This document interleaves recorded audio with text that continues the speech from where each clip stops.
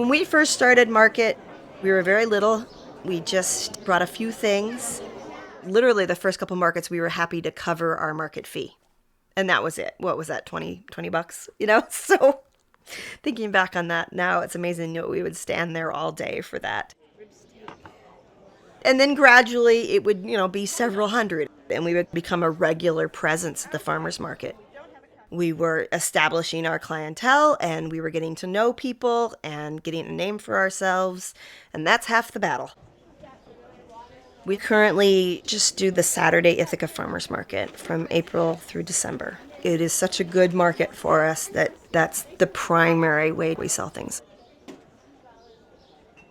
We don't have a ton of perishable product that needs to be moved every week. It's primarily frozen meat, eggs, storage vegetables. So it's not like we need to do several markets a week in order to move a perishable product. So if we can move enough product every Saturday, that's enough for us. An average market Saturday is about 1,000. And that'll range everywhere from double to half that. There could be a really rainy, poor, horrid, cold day, and the hardcore people that need their meat and eggs are going to show, and they're going to buy what they need to buy, but there's not going to be any extraneous sales.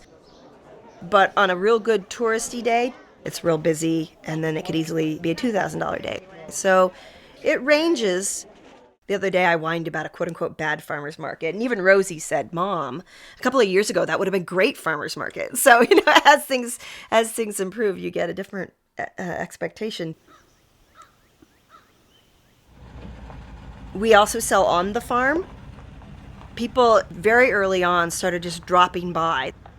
They would see the sign on the road and say, "Can I get some eggs?"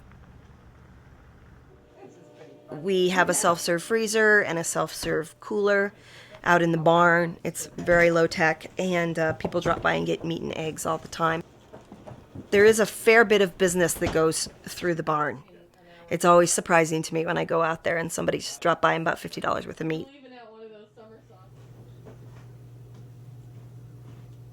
We have continued to maintain an egg relationship with Green Star, which is our local cooperative health food store. They've been really great and flexible with us because sometimes we have a lot available and sometimes we don't.